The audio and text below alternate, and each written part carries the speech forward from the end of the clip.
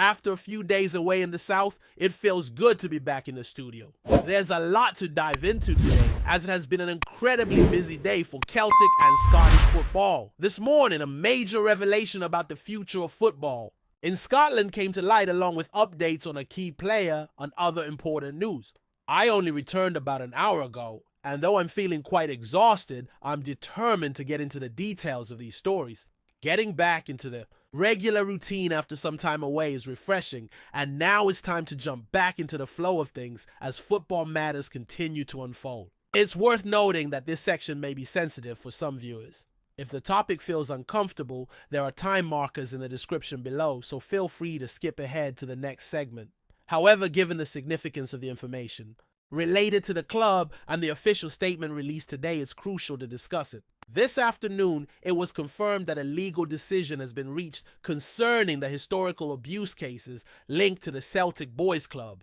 Here's the full statement as released. Celtic Football Club can confirm that several legal claims in the class action lawsuits against the club have been settled. It's expected that an agreement will be reached with the remaining members of the group soon, with ongoing collaboration with the lawyers of the individuals to find a resolution. Celtic Football Club has announced that multiple legal claims in the class action lawsuits against the organization have been resolved.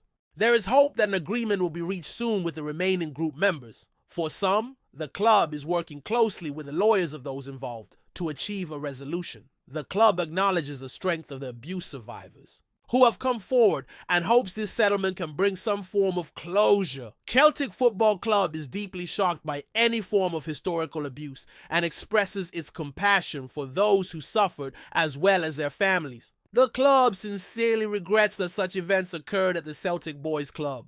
We take this matter extremely seriously, especially due to the historical ties between the two entities. The abuse of young people is a horrific offense that has unfortunately affected various areas of society. The club continues to work with Scottish football to ensure that the environment is safe for all young people. It is essential to reiterate everything that has already been stated in previous declarations, and our thoughts are with all those affected by these serious crimes. There is no place for such atrocities in any area of football, regardless of which team one supports, whether a Celtic fan or otherwise. This is an extremely serious issue that affects families and individuals. It is satisfying to see some form of justice, though the true justice for the victims may seem out of reach. However, there is relief in the possibility of a settlement and resolution through the courts. The situation is unfortunate overall, and our thoughts, as mentioned, are with all those affected. This is a very serious matter that should not be taken lightly. Justice has long been overdue for these people, and as has been said, full justice will likely never be achieved. It's challenging to believe that this could ever truly happen in such cases, but it's encouraging to see that finally something has been done and progress has been made.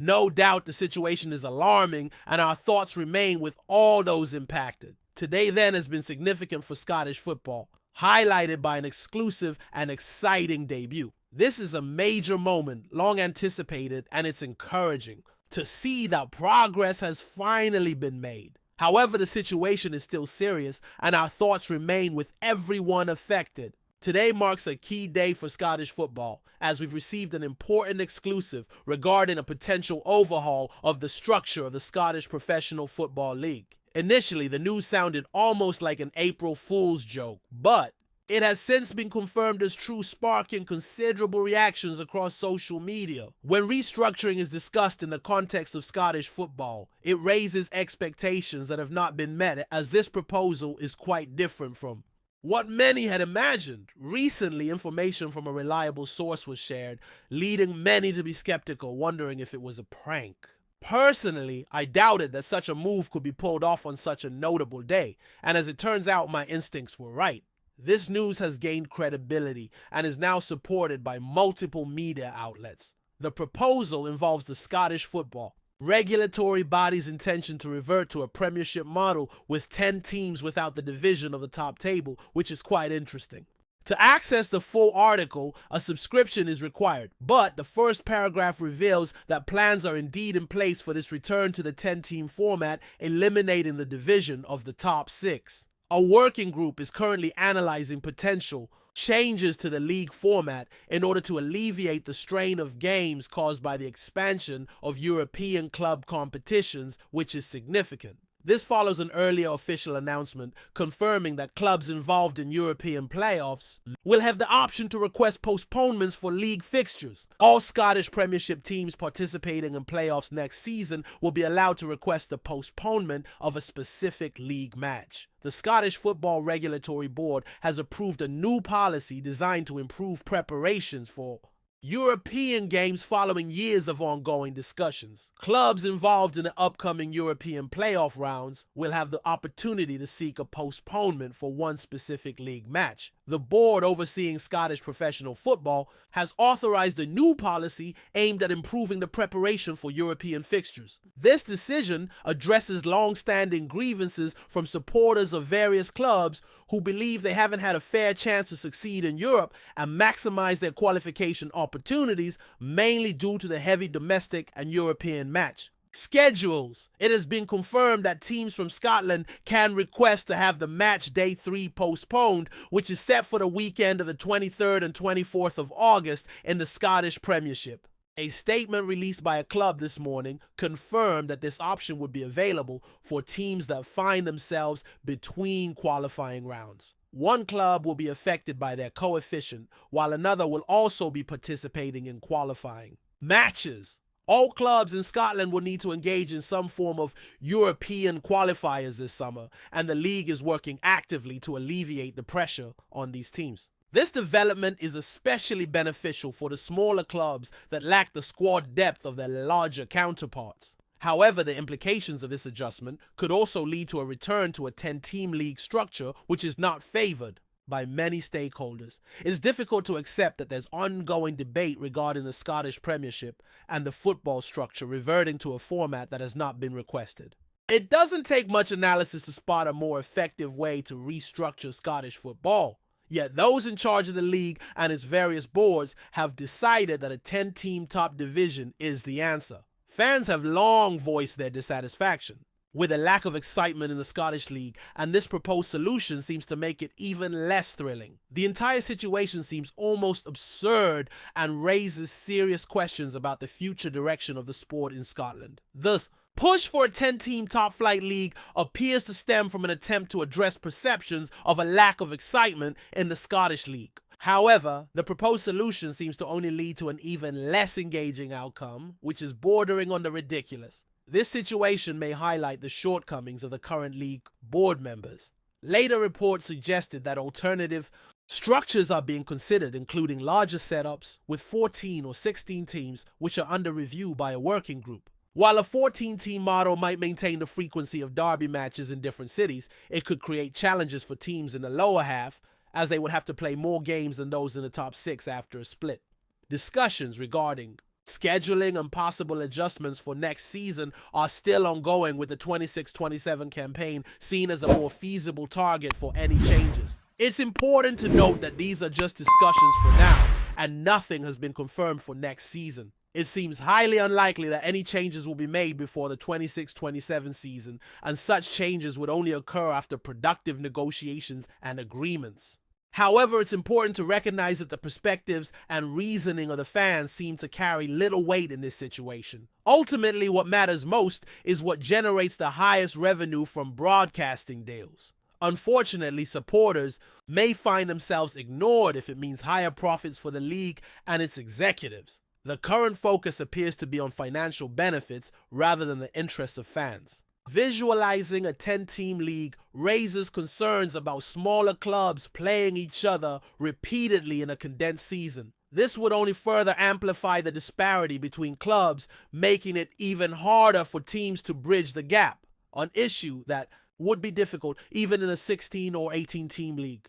In a 10-team setup, the dominance of the top teams would likely become even more pronounced. Teams are constantly evolving, and clubs like Aberdeen and Hibernian, among others, face significant challenges in closing the existing gap. This situation was already difficult and would remain so regardless of whether we're talking about a league with 16 or 18 teams. In a league limited to just 10, the gap becomes even more glaring, particularly with Celtic and Rangers, where the disparity has already reached 13 points. As Celtic and Rangers continue to progress, Aberdeen and Hibernian are being left behind, especially since they have to dedicate 8 games in a 36-match season just to face these two teams. It's surprising how the inequality between these groups only tends to grow, and I wonder what the logic is behind such a reduced structure. I don't intend to dwell on this too much right now, but I do think it's important to address this, our topic, and we will undoubtedly have more opportunities to discuss it in the weeks ahead.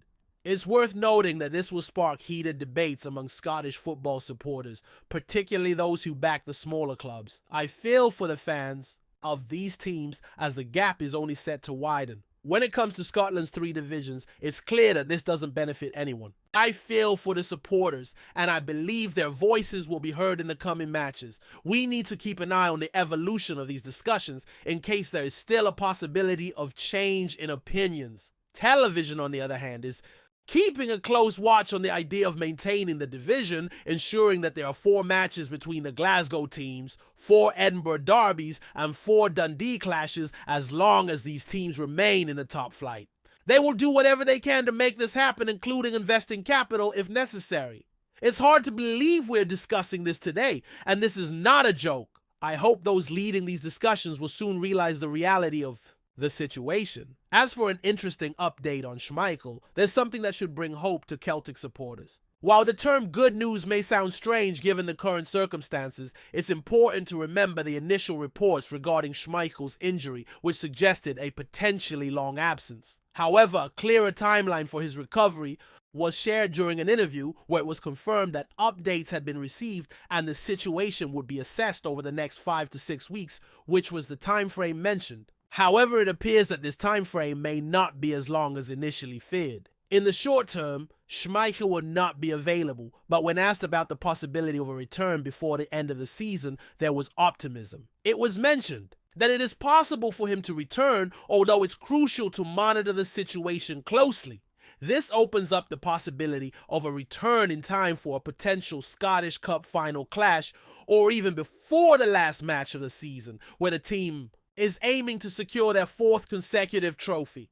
This news is especially encouraging, particularly after previous concerns that his absence could extend until September or even prematurely end his season. The fact that there's now a chance for him to return before the crucial game of the season is important and encouraging. While there's no immediate need to rush this return since another player will have the opportunity to shine, it's clear that being in the stadium on match day for such a decisive moment is well deserved considering his valuable contributions to the team. It would be frustrating to miss such an important opportunity. Therefore, today's news is significant with implications for the upcoming matches. Before we proceed, subscribe to our channel and enable notifications to receive all exclusive news about Celtic FC. Don't miss any details about your favorite team. It's extremely important for Celtic FC fans.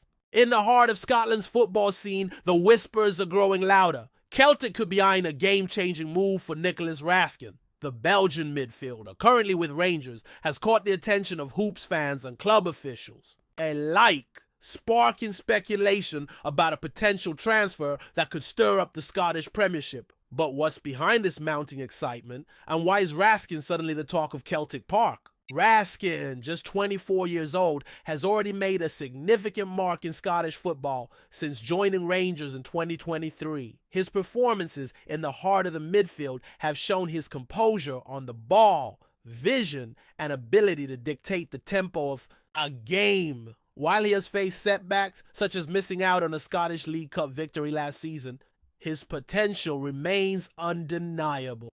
Celtic's interest could signal a shift in the club's ambitions to bolster their midfield with a player who has already proven his quality in the Scottish top flight.